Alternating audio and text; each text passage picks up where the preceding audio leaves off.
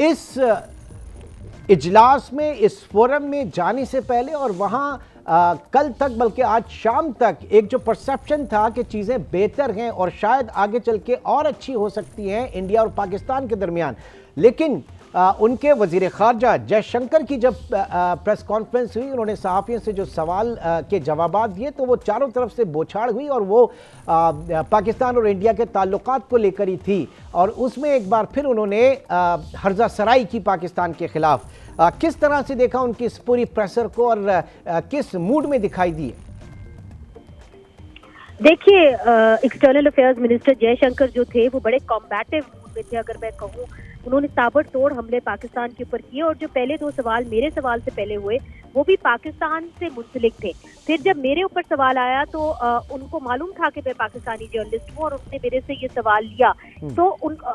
वो बड़े इंटरेस्टेड थे कि वो पाकिस्तान के सवालात का जवाब दे और उन्होंने ये यहाँ तक कह दिया कि आप आर्टिकल 370 को तो भूल जाएं, आप अब ये हमें बताएं कि जो आज़ाद जम्मू कश्मीर के अंदर आपने इलीगली इसको ऑक्यूपाई किया उसका आप क्या करेंगे, यहाँ तक बात कर दी। और फिर ये भी कहा कि जो पाकिस्तान की क्रेडिबिलिटी है वो फॉरेक्स रिजर्व्स की तरह, उनके फॉरेक्स रिजर्व्स की तरह डिप्लीट होती चली जा रही है। तो एक बड़े कम्बैटिव और जारहाना मूड में नजर आए। तो जब मैंने वहाँ के भारतीय सहाफियों से पूछा कि क्या वजह थी इसकी, तो उन्होंने ये बताया कि अगले हफ्ते कर्नाटका के इलेक्शन हो रहे हैं और वहाँ पे ऐसा लग रहा है कि बीजेपी जो सरकार है हारने जा रही है। तो वो एक तरीके से अपने आप की एक स्ट्रेंथ जो है वो दिखाना चाह रहे थे कि हम कमजोर नहीं हैं, हम अभी भी जो है ताकतवर हैं। दूसरा ये है कि बिलावल भुट्टो जरदारी ने अमेरिका में जो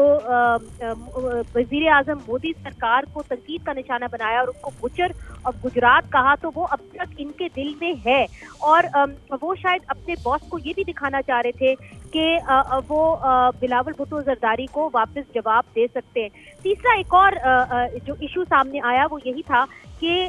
बिलावल भुट्टो जरदारी जब यहाँ पे आए तो उन्होंने दो चैनल्स को, इंडियन चैनल्स को इंटरव्यू दिया, एक बीबीसी को दिया और फिर सिर्फ जो ट्रैवलिंग सहाफी थे जिसके अंदर मैं भी थी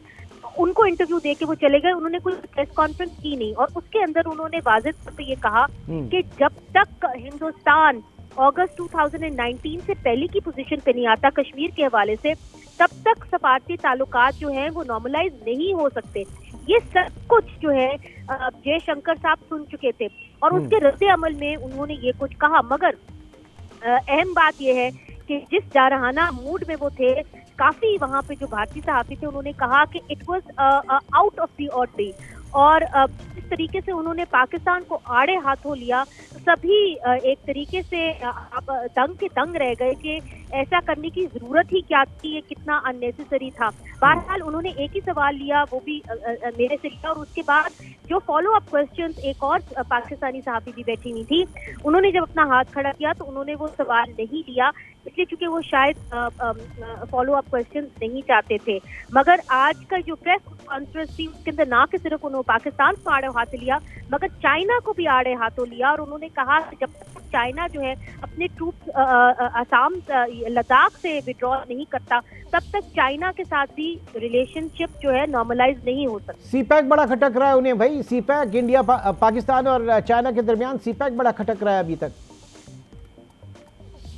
देखिए, इस वक्त जो एससीओ की मेजबानी तो हिंदुस्तान कर रहा है मगर इसको लीड तो चाइना ही कर रहा है और अगर आप देखें चाइना और हिंदुस्तान के दरमियान तो ट्रेड जो है वो 130 बिलियन डॉलर से ज्यादा है, बहुत बड़ा हुजम है इस ट्रेड का। तो इनकी आपस में स्कर्मिशेस तो होती ही हैं मगर तजारती ताल्लुकात कभी खत्म नहीं होते। तो इसीलिए अगर मौका मिलता तो मैं उनसे ये जरूर पूछती कि पाकिस्तान और हिंदुस्तान के सफारती ताल्लुकात क्यों नहीं नॉर्मलाइज हो सकते जब चाइना और इंडिया के हो सकते हैं, मगर वो मौका मिला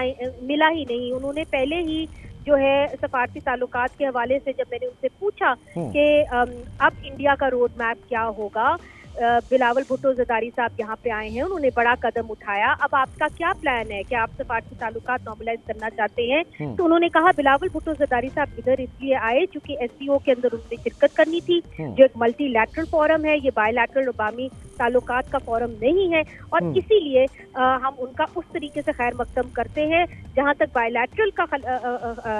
ताल्लुक है। और उन्होंने बार बार जो बिलावल भुट्टो ने एक स्टेटमेंट दी जहां उन्होंने कहा let's not get caught up with with terrorist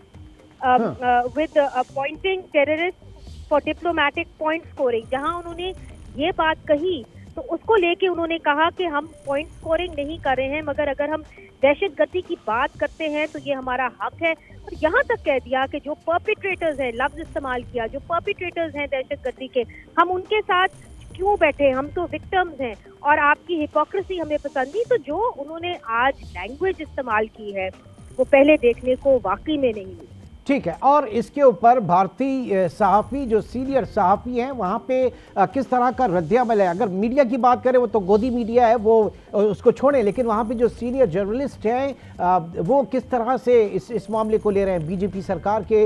Modi सरकार के इस आज के मार्के को?